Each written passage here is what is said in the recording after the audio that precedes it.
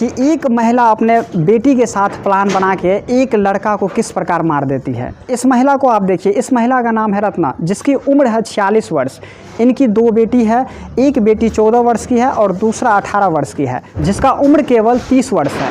ये दोनों living relation में रहता था और अचानक एक दिन ये महिला क्या की, तो अपने बेटी के साथ प्लान बनाई और चाकू से घोप कर इसको ख़त्म कर दिया। अब आप ये सोचते होंगे कि ये कैसे पॉसिबल है, एक महिला जिसका उम्र 46 वर्ष है और एक लड़का जिसका उम्र 30 वर्ष है, ये दोनों कैसे लिविंग रिलेशन में आ गया। दोस्तों मैं आप लोगों को बता दूं कि रत्ना का पति जो है सो 2014 में मर गया था। इनका पति जो है सो जनगणना विभाग में काम करते थे, किसी बीमारी के कारण इसका डेथ हो गया। अब जो है सो पूरे परिवार का रिस्पॉन्सिबिलिटी रत्ना पे ही आ गया। अब वो दोनों बेटी का भरण पोषण, स्कूल का खर्च वर्च जो भी था वो सब कौन जोड़ रही थी, तो रत्ना ही जोड़ रही थी। किसी भी तरह उनका परिवार चल रहा था। अब आपके मन में ये प्रश्न अवश्य उठा होगा कि शौर्य प्रताप सिंह जो केवल 30 वर्ष का लड़का है और वो 46 वर्ष की महिला है, तो इन दोनों के बीच ऐसा क्या हुआ जो दोनों आदमी लिविंग रिलेशन में रहना क्या कर दिया, शुरू कर दिया। शौर्य प्रताप जो इंजीनियर था, लेकिन इससे पहले जब शौर्य प्रताप इंजीनियर नहीं थे तो वो जो है सो एक शिक्षक थे और शिक्षक के साथ साथ वो घर पे जाके बच्चे लोगों को होम ट्यूशन भी करवाते थे। जहाँ पे शौर्य प्रताप रहता था तो बगल में ही जो है सो रत्ना अपने परिवार के साथ रहते थे। तो शौर्य प्रताप उस समय ट्यूशन भी पढ़ाने के लिए जाता था, होम ट्यूशन सब। वो काफ़ी अच्छे से बच्चे लोग को पढ़ाते थे।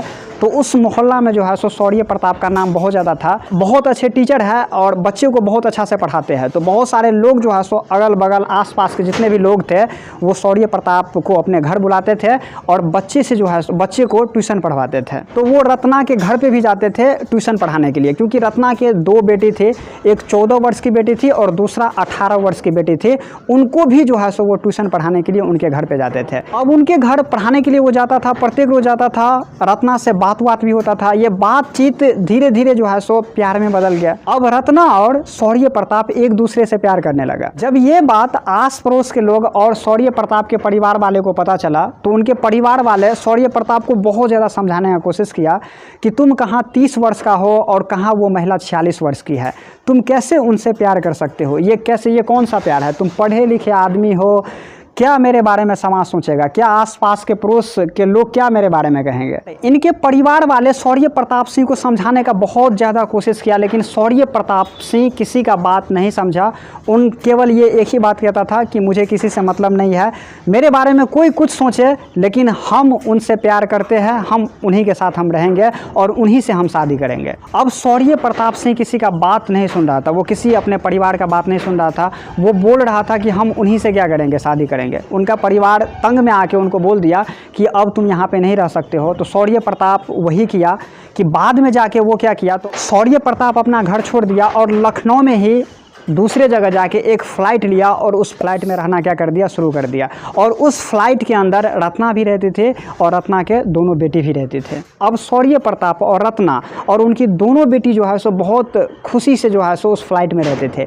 लेकिन अचानक दिन जो है सो बीतते गया और अचानक दिन बीतने के साथ साथ वहाँ के आस पड़ोस के लोग जो है सो कहने लगा कि जब भी मैं इसके घर के बगल से होकर गुजरता हूँ तब भी मैं देखता हूँ कि इसके घर से जो है सो कई प्रकार के चीख सब निकलती रहती है, चिल्लाने की आवाज़ निकलती रहती है, मारने का पीटने का आवाज़ सब निकलता रहता है। ये सब आस पड़ोस के लोग सब बोलने लगा। लेकिन एक ऐसा समय आया जो दिन संडे का था। उस दिन भी इन दोनों रत्ना और शौर्य प्रताप के बीच थोड़ा मोड़ा झगड़ा लड़ा हुआ था। अब रत्ना ने अपने बेटी के साथ प्लान बनाया कि इस बार जो है सो इनको अपने रास्ते से क्या कर देना है, हटा ही देना है। तो दिन था संडे का, उसी रात उसने क्या किया, तो अपने बेटी के साथ प्लान बनाया और प्लान बनाने के साथ चाकू लिया और उसको जो है सो भोंक दिया और जान से उनको मार दिया। और मारने के बाद ही वो उस फ्लाइट के दूसरे कमरा में क्या कर दिया, शिफ्ट कर दिया। पूरे रात शौर्य प्रताप का लाश दूसरे कमरा में पड़ा रहा। रत्ना और उनकी दोनों बेटी जो है सो डरी हुई थी। रत्ना केवल यही सोच रहे थे कि हम शौर्य प्रताप के लाश के साथ हम क्या करें।